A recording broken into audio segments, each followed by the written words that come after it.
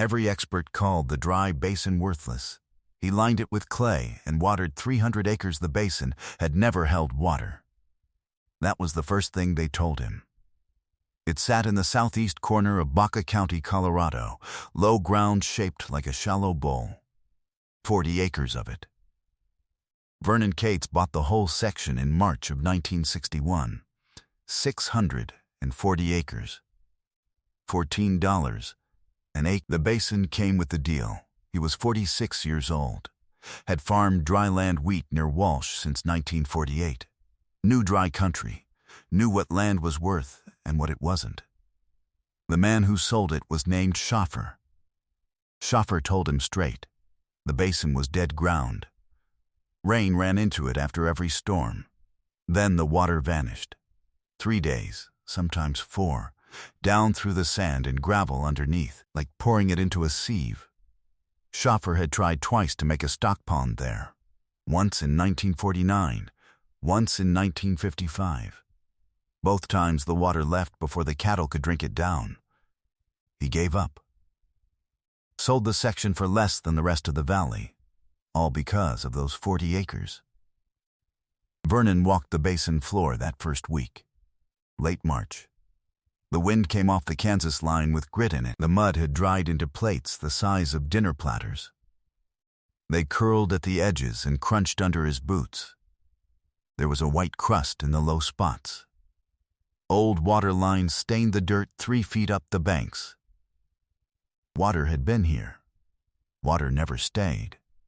He stood in the middle of it for a long time. Then walked back to the truck. The wind never quit out there.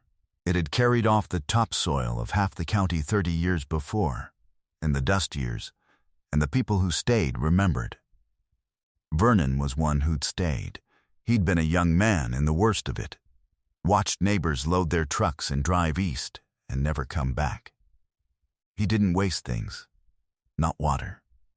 Not ground. Not a chance. The land around the basin was good ground, hard red dirt that grew wheat when the rain came. Vernon had bought the section for that ground. The basin was supposed to be a throwaway.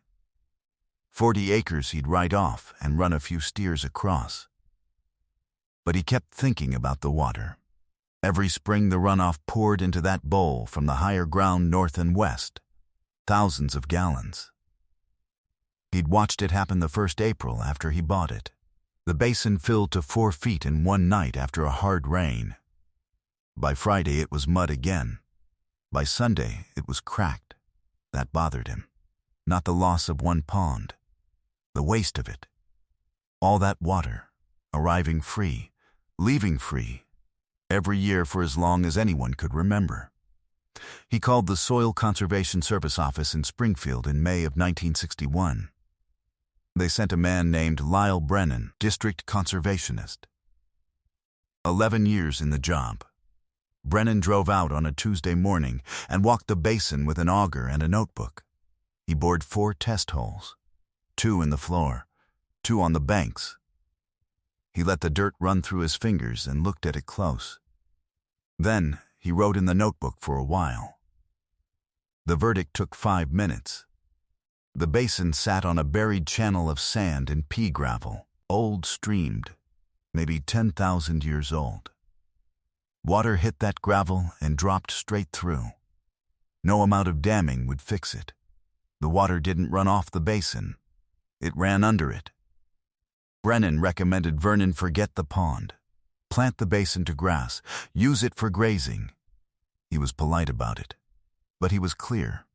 The agency would not cost share a dam on ground that wouldn't hold one. Charged nothing for the visit. Left a soils pamphlet on the seat of Vernon's truck. Vernon read the pamphlet. Then read it again. It said the same thing Brennan had said. Sand and gravel substrate. High permeability. Unsuitable for impoundment. He did not plant the basin to grass. By June, the talk had reached the feed store in Walsh. Vernon heard about it from Orville Henderson, who farmed the next section east. Orville didn't repeat what the others were saying. didn't need to. Vernon knew. The new man was going to fight the Basin Schaffer had already lost to. Twice, Merle Tatum said it plainest, though not to Vernon's face. Said a man could shovel money into that hole the same way the rain disappeared into it. Said it would end the same way. Tatum had farmed Baca County his whole life. He'd watched the dust years take half his neighbors. He didn't have patience for hope that cost money. The bank in Springfield felt the same. Vernon went to the First National in July to ask about a loan for earthwork. The loan officer, a man named Harlan Webb, pulled the county soil survey and laid it on the desk. The basin showed up shaded gray. Unsuitable, Webb wouldn't lend $1 against it. Said the collateral was 40 acres of nothing. So Vernon paid for the first try himself. He hired a man with an Alice Chalmers HD5 crawler to push up an earthen dam across the low end of the basin. 200 feet long, 4 feet high at the center. Took the dozer 3 days. Cost Vernon $310 in 1961 money, plus fuel. The dam was good. The basin filled that fall after the September rains. 6 feet of water at the deep end. For 2 days it looked like a lake. On the 3rd day the water dropped a foot. On the 4th it dropped another. By the end of the week the basin was a wet ring of mud with a puddle in the middle. The dam held fine. The water didn't. It went straight down through the floor, exactly the way Brennan said it would. Vernon stood on the dam he'd paid for and watched the last of it sink away. $310, gone the way the water went. He counted it up at the kitchen table that night. The dozer, the fuel, the 2 weeks of his own time he could have spent on fence. All of it for a wet ring of mud. His wife didn't say anything about the money. Didn't need to. She'd married a man who finished what he started, and they both knew it cost the same whether it worked or not. Tatum had been right. Brennan had been right. Schaffer had been right twice. That winter Vernon did not work on the basin. He fed cattle and fixed fence and read what he could find. He drove to the library in Springfield and read about water and soil. He learned the word permeability and the word puddling. He learned that some soils held water and some soils drank it. What he could not stop thinking about was the North Draw. The North Draw cut across the upper corner of his section, a shallow gully where the runoff gathered before it reached the basin. Vernon had crossed it 100 times. In November he crossed it again, on foot, looking at the ground. There was a seam in the side of that draw, a band of clay about 2 feet thick. Blue-gray, heavy, slick when it was wet. Vernon had noticed it the spring before, when a steer got stuck in it after a rain and bawled half a day before he pulled it free. He remembered something now. The hoof prints that steer left in the clay. They'd filled with rainwater, and the water had stood in them. Not for 3 days, for 2 weeks. He'd ridden past those clay tracks in April, and the water was still sitting in them, while 40 acres of basin a quarter-mile away had gone dry overnight. The basin drank water. The clay held it. Vernon dug into the seam with a spade. The clay came out in dense, wet chunks. He worked a handful in his palms until it took a shine, rolled it into a rope, and tied the rope in a knot, and it did not crack. That was the test he'd read about. Good clay rolled and tied, sand and silt crumbled.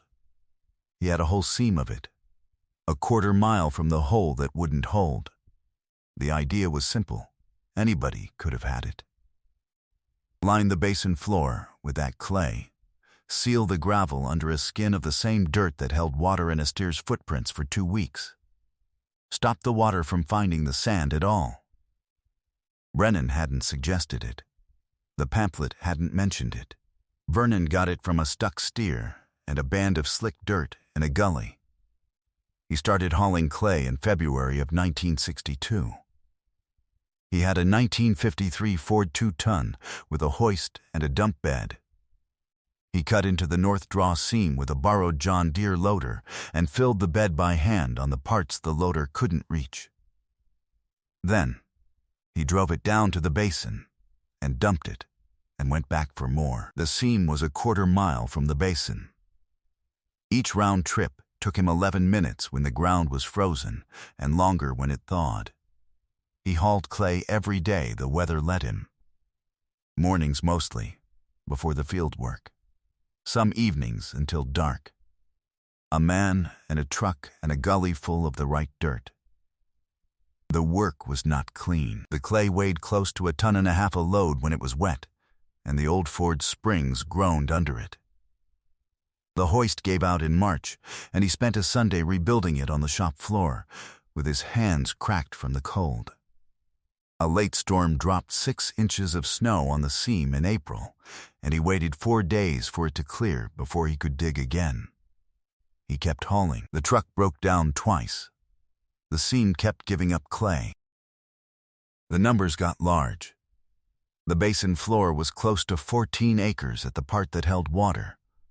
To put down a layer 10 inches thick took more clay than Vernon had imagined when he started. He kept a tally in a notebook on the dashboard. By the middle of March, he'd hauled 240 loads. By the end of April, 600, each load close to 2 cubic yards, more than 1,000 yards of clay, moved one truck bed at a time. He spread it with a blade on the back of his Massey Ferguson tractor. Worked it across the basin floor in a layer he tried to keep even. 10 inches deep over the gravel. Thicker in the deep end where the water pressure would be greatest. But spreading it wasn't enough. Loose clay would still leak. The clay had to be sealed, packed down wet until the pores closed and the skin went tight. The old word for it was puddling. Vernon did it 2 ways. He hired the HD5 crawler back for 2 days in May and ran a sheep's foot roller behind it, back and forth across the wet clay, the steel feet kneading it down. That cost him another $180. Then he did what the old-timers had done before. There were rollers. He turned cattle onto it. He penned 40 head of steers on the wet basin floor for 3 weeks in late May. Fed them there. Watered them there. Made them walk it. 1,000 hooves working the clay morning to night, every step pressing the layer tighter and slicker. By the end of 3 weeks, the basin floor had a sheen to it. It looked less like dirt and more like a road. He pulled the cattle off in June and looked at what he'd made. 14 acres of packed gray clay, smooth and dense, the cracks all worked closed. Then he built the rest.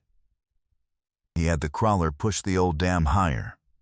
6 feet now, 220 feet long, with a wide base he packed the same way. He cut a diversion ditch 1/2 mile long across the upper field to catch the runoff from the north draw and the high ground and steer it into the basin instead of letting it scatter. He set a length of concrete pipe through the dam as an outlet, with a board gate he could pull to let water down into the fields below. By the end of June 1962, it was done. He'd spent the better part of 5 months and somewhere over $900 of his own money on 40 acres of ground the bank had called nothing. Then he had to wait for rain. It didn't come in July. The basin sat empty and packed under a sky that gave nothing. The wind came back, and Vernon half expected to watch his clay crack the way the old floor had cracked. It didn't crack. Packed clay held its moisture from the inside. He took that as a sign, but kept it to himself. The rain came the second week of August 1962. A storm walked up from the south on a Thursday evening and dropped close to 2 inches in 3 hours. Vernon stood at the kitchen window and watched the lightning over the high ground and did not sleep much. He drove out before dawn. The diversion ditch was running full, brown water sliding down the 1/2 mile he dug, pouring into the basin off the upper end. The basin had 4 feet of water in it, same as the night the rain filled it the first spring he owned it. The difference was the next morning. Vernon checked it at sunup the next day. The water had dropped 2 inches. Not 2 feet.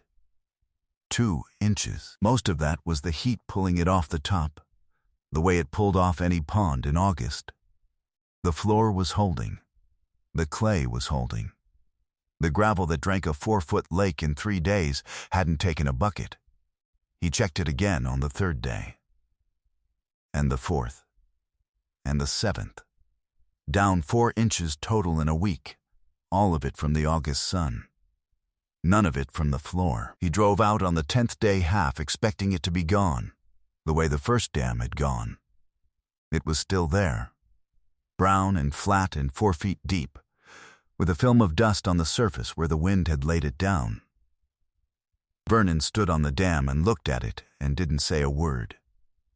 There was nobody to say it to. The water was the only answer that mattered. He didn't tell anybody at first. Drove out alone each morning and looked at the water still sitting there and said nothing at the feed store. The water held through the fall. It held through the winter under a skin of ice.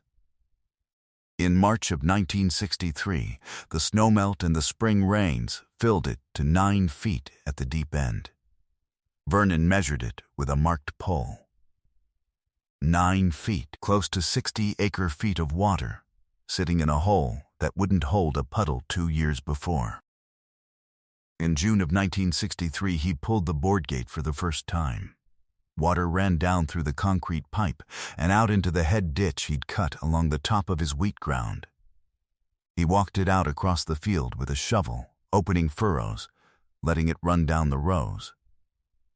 The wheat was 3 weeks from harvest, and the rain had quit in May. Dryland wheat in Baca County in a dry June was a sad thing to look at.